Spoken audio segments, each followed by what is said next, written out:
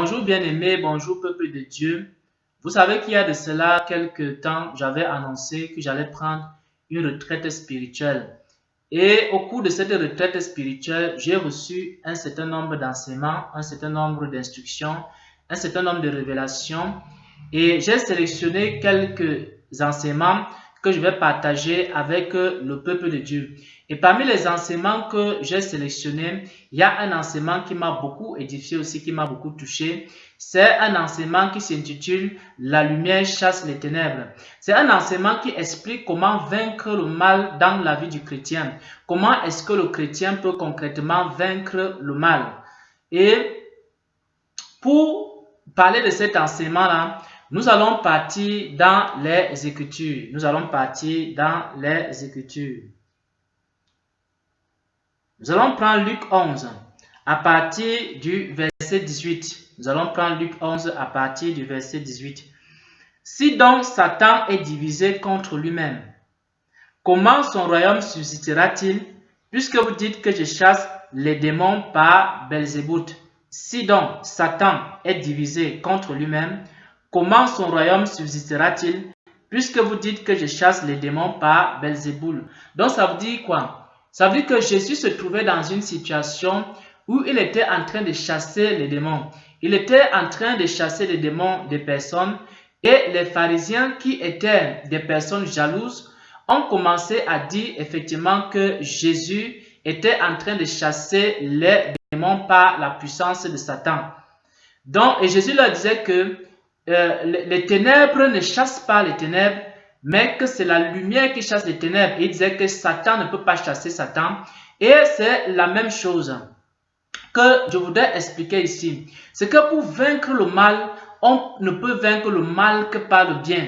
Pour vaincre les ténèbres, on ne peut vaincre les ténèbres que par la lumière. Bien-aimés frères et sœurs en Jésus-Christ, la lumière et les ténèbres sont opposées. Lorsque la lumière vient, les ténèbres partent. Lorsque les ténèbres viennent, la lumière s'en va. Les deux n'habitent pas ensemble. Les deux ne peuvent pas coexister. Lorsque la paix vient, la guerre disparaît. Lorsque la guerre vient, la paix aussi disparaît. Parce que la guerre et la paix ne peuvent pas cohabiter ensemble, frères et sœurs bien-aimés. Lorsque l'amour vient, la haine disparaît. Et lorsque la haine vient, l'amour aussi disparaît. Parce que l'amour et la haine ne peuvent pas coexister et cohabiter ensemble. Lorsque la joie vient, la tristesse disparaît. Lorsque la tristesse vient, la joie aussi disparaît. Parce que la tristesse et la joie ne peuvent pas cohabiter ensemble. Lorsque la sagesse vient, la folie disparaît. Et lorsque la folie vient, la sagesse également disparaît. Donc, la folie et la sagesse ne peuvent pas coexister et cohabiter ensemble. Lorsque les mauvais désirs viennent, les bons désirs disparaissent. Lorsque les mauvaises pensées viennent, les bonnes pensées disparaissent. Et lorsque les bonnes pensées viennent, les mauvaises pensées aussi disparaissent. Parce que les mauvaises pensées et les bonnes pensées ne peuvent pas cohabiter ensemble, bien-aimés. La lumière et les ténèbres ne peuvent pas habiter ensemble, ne peuvent pas coexister, ne peuvent pas cohabiter. Donc, pour vaincre le mal, il faut s'armer du bien. Pour vaincre le mal, il faut rechercher le bien. Pour vaincre le mal, il faut rechercher tout ce qui est bien. C'est ça qui permettra de vaincre le mal. Je ne sais pas dans ta vie quelle situation tu veux vaincre, mais on va prendre des cas pratiques. Comment est-ce que concrètement on peut vaincre le mal? Comment est-ce que concrètement on peut vaincre le mal? On va prendre des cas pratiques. Je prends par exemple une personne qui a rempli de mauvaises pensées. Ça, c'est le premier cas pratique. Supposons que tu es un chrétien et que tu es une chrétienne et que tu es rempli de mauvaises pensées ou alors des pensées impures. Alors, comment tu peux faire pour vaincre les pensées impures? Parce que les pensées impures, c'est quoi? Ce sont les ténèbres. Mais maintenant, pour vaincre les ténèbres, souvenez-vous, on a dit que c'est la lumière qui chasse les ténèbres. Donc, il faut que tu aies plutôt des pensées pures. Pour que les pensées impures te quittent, frère, tu vas faire n'importe quoi. Les pensées impures ne partiront jamais dans ta vie, frère et sœur. Tu vas faire des années. Frère, je vous dis une vérité. J'ai connu des pensées impures pendant des années. Mais pour que je puisse vaincre ces pensées impures, il a fallu quelque chose. C'est ce que j'aimerais partager avec toi. Donc, il faut que tu aies la lumière pour que les ténèbres partent.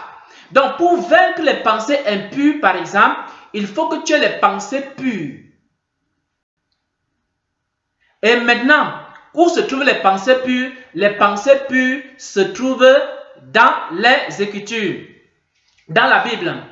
Je vais vous prendre un cas. Une fois, j'étais tellement rempli, mon cœur était rempli de pensées impures. Alors, une fois, le Seigneur me rappelle, j'étais en train de marcher quelque part en route. Le Seigneur me dit que mon cœur est un cœur impur, un cœur rempli de pensées impures. Et le Seigneur m'a rappelé qu'il fallait que j'examine moi-même mes propres pensées. Quand j'ai commencé à examiner mes pensées, je me suis rendu compte qu'effectivement, mes pensées n'étaient pas pures et que mes pensées n'étaient pas agréables à Dieu. Mais comment est-ce que j'ai été capable de vaincre ces pensées impures-là?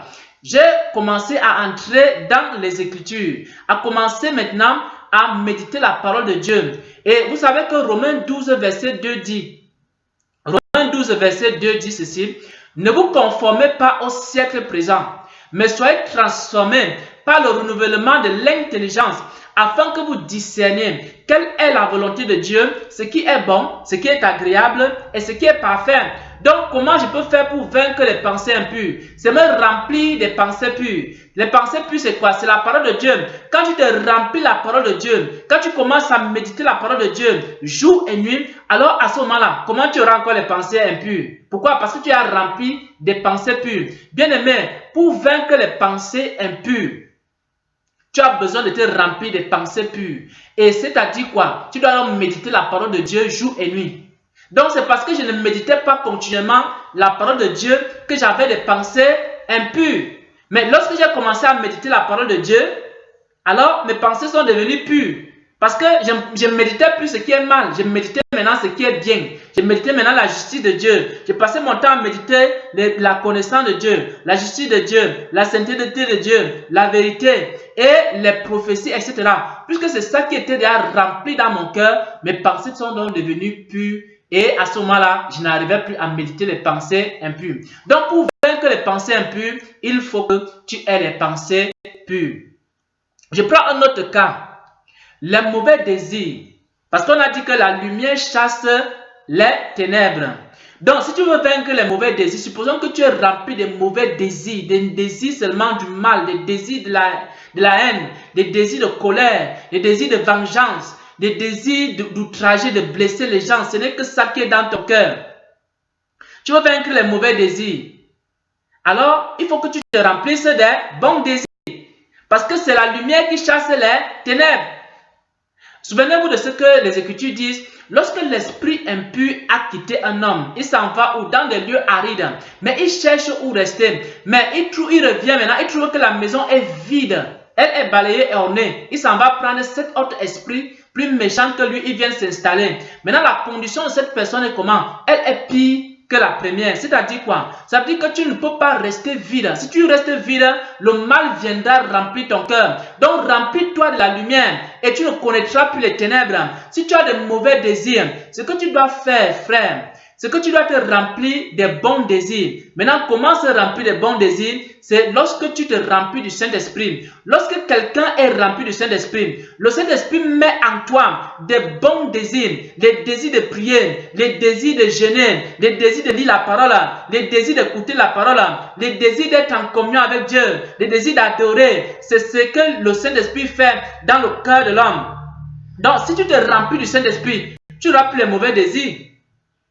Pourquoi tu es rempli des désirs de l'esprit? Parce que les Écritures disent quoi? La chair a des désirs contraires à ceux de l'esprit et l'esprit aussi a des désirs contraires à ceux de la chair. Lorsque tu es rempli des désirs de la chair, tu n'es plus rempli des désirs de l'esprit. Et lorsque tu es rempli des désirs de l'esprit, tu n'es plus rempli des désirs de la chair. Donc il faut, et la Bible dit quoi? L'amour de Dieu est répandu dans nos cœurs par le Saint-Esprit qui nous a été donné. Donc, quand tu es rempli du Saint-Esprit, le Saint-Esprit remplit automatiquement ton cœur de l'amour. Le Saint-Esprit remplit automatiquement ton cœur de la sagesse. Le Saint-Esprit remplit automatiquement ton cœur de désir de connaître Dieu. Et à ce moment-là, les mauvais désirs partent seuls. Pourquoi? Parce que ton cœur est déjà rempli des bons désirs.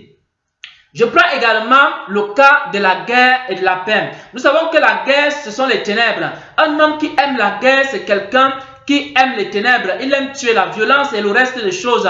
Mais pour que cet esprit-là disparaisse dans ton cœur, pour que tu sois capable de vaincre l'esprit de haine, l'esprit de colère et l'esprit de haine, alors il faut absolument quoi? Il faut que tu te remplisses d'un esprit de paix et d'un esprit d'amour. Pendant que tu es en train de chercher, par exemple, la paix, alors tu n'es pas en train de chercher la guerre. Donc, lorsque, par exemple, dans un lieu, dans un endroit, il y a beaucoup de querelles, il y a beaucoup d'animosité, il y a beaucoup, par exemple, de ténèbres et de mauvaises actions qui sont faites, alors il faudra absolument restaurer la paix dans ce milieu. Donc, lorsque tu restaures la paix, directement, la méchanceté disparaît. Si peut-être dans une assemblée ou dans une église, il y a de la méchanceté, des rivalités, des querelles, des jalousies, des animosités, pour que cette situation puisse changer, il faut restaurer la paix, il faut restaurer la lumière, il faut venir maintenant avec l'amour, il faut venir maintenant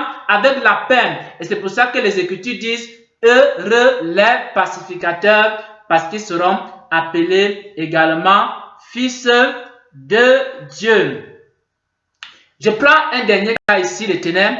Un autre cas des ténèbres, c'est lorsque quelqu'un est rempli de peur, lorsque quelqu'un est rempli de doute et de peur. Comment vaincre? La peur et le doute, ce sont les ténèbres. Mais comment faire pour vaincre la peur? Comment faire pour vaincre le doute?